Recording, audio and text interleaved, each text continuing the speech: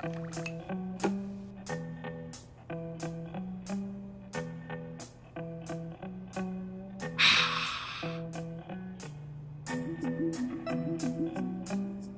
കൂടെ വലിച്ചു കയറ്റിയിട്ട് നേരത്തെ കിടന്ന് ഉറങ്ങാനാവും പാവം. പിന്നല്ലാതെ പിന്നെ എന്തിനിച്ചാ എന്നെ ഇങ്ങനെ ഇവിടെ കൊണ്ടുവന്ന് കിടത്തിരിക്കുന്നു? അത് കൊള്ളാം. അതിന്റെ കൂട്ടൻസ് എനിക്ക് മനസ്സിലായില്ലേ? ഇല്ല. നീ ആദ്യം ചെന്ന് അതെടുത്ത് വലിച്ചു കുടിക്കേ, ഞാൻ പറഞ്ഞുതരാം.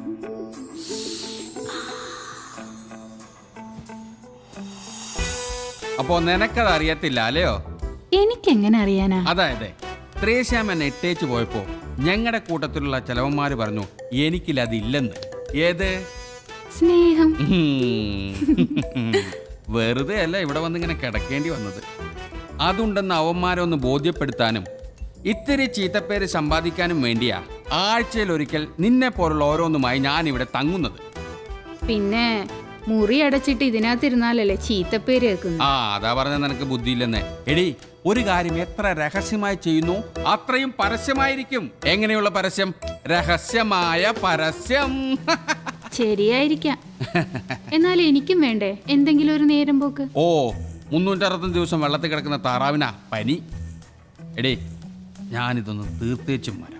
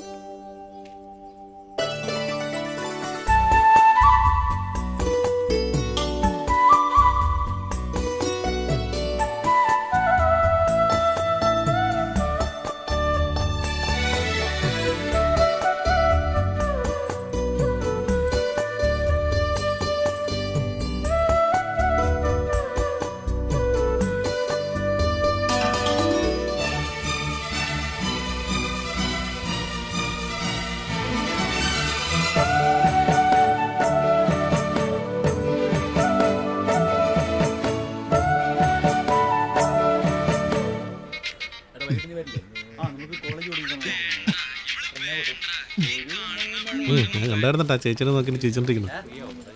രണ്ടുപേരും കൊള്ളാം. ആ ടീച്ചറുടെ ഡയലോഗ് എനിക്ക് ഇഷ്ടപ്പെട്ടു. എനിക്കും ഇഷ്ടപ്പെട്ടു. നമ്മുടെ കൂട്ടുകാരൻ. ഡാ, നീ എപ്പോ വന്നു? എത്ര നേരമായിട്ട് വെയിറ്റ് ചെയ്യണമെന്ന് അറിയോ? എടാ ഇത് സാബുച്ചായി. ഹലോ, എത്രയല്ല? Degree 5th year. ആളെ മനസ്സിലായോ? ആരാ? ഈ നാട്ടിലെ ഏറ്റവും കിടിലൻ റബ്ബർ അല്ല അളിയാ നമ്മുടെ വിട്ടോട്ടെ. പിന്നെ നമ്മൾ ബസ് പഠിച്ച സൈക്കിളവന്മാരെ കൂടെ നീ പഠിക്കണേ? എടാ പഠിക്കുന്നതിന് പ്രായം ഒരു പ്രശ്നമല്ല, സാഹചര്യങ്ങളാണ് പ്രശ്നം. നമ്മൾ ഉദ്ദേശിക്കുന്നിടത്ത് നമ്മൾ എത്തണമെങ്കിൽ പഠിക്കണം. പഠിച്ചാൽ നമ്മൾ ഉദ്ദേശിക്കുന്നിടത്ത് എത്തുമോ? എന്താ സംശയം? നീ എന്താ ഉദ്ദേശിക്കുന്നത്? എനിക്ക് ഒരു ബാർ മുതലാളിയാവണം. അതിന് ഏത് ഡിഗ്രിയാണ് പഠിക്കേണ്ടത്? ആ കേറ്. ഡിഗ്രി ഇല്ലേ? Okay, welcome. Good morning. Good morning. പ്രസാദം. അപ്പു ഒന്ന് അമ്പലത്തിൽ പോവാറുണ്ടോ? പൂവ് നാട്ടിലുള്ളപ്പോ അതൊരു ശീലായിരുന്നു. എവിടെയായിരുന്നു? അമ്പലം വരെ ഒന്ന്. മണി ഇപ്പം എത്രയായി? 10 മണി കഴിഞ്ഞു. അമ്പലത്തിൽ പോകാനും പ്രസാദം വിതരണം ചെയ്യാനും അല്ല നിനക്ക് ഇവിടെ ശമ്പളം തന്ന് നിർത്തിയിരിക്കുന്നത്. സമയാസമയത്ത് ഇവിടുത്തെ ജോലികൾ ചെയ്യാനാ. മനസ്സിലായോ? പൂവ് എന്തോന്ന് കൊവ്? നിന്റെ അച്ഛൻ വന്ന് കരഞ്ഞ് കാല് പിടിച്ചുകൊണ്ടാ നിന്നെ ഇവിടെ കൊണ്ട് നിർത്തിയത്. അതെനിക്കൊരു ഉപദ്രവമായി തീരരുത്. Sorry sir.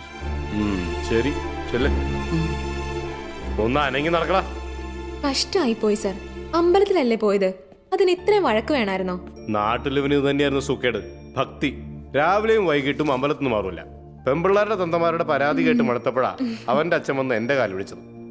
അവന്റെ ഒരു ഭക്തി താനൊന്ന് സൂക്ഷിച്ചു.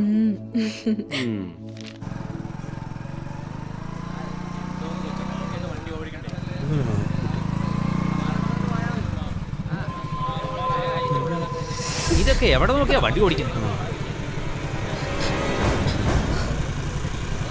എന്റെ ഒക്കെ കണ്ണപടിയാ.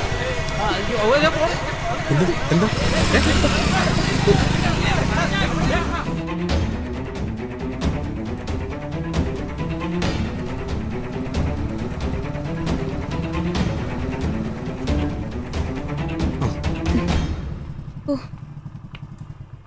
എന്താ സംഭവിച്ചത്? ഒരു ആക്സിഡന്റ്. ഞാൻ നല്ല സ്പീഡിൽ വരുമായിരുന്നു. ഒരു മൂപ്പരാൻ സൈക്കിളിൽ വട്ടം വന്നങ്ങ് കയറി. എന്നിട്ട് തന്നെ പറ്റിയോ? പറ്റിയെങ്കിൽ ഞാനിങ്ങനെ നിൽക്കോ? ഇനിയിപ്പോ ഞാൻ എന്താ ചെയ്യണ്ടേ? വണ്ടി ഹോസ്റ്റലിലേക്ക് വിട്. ഹോസ്റ്റൽ ഹോസ്റ്റലെങ്കിൽ ഹോസ്റ്റൽ.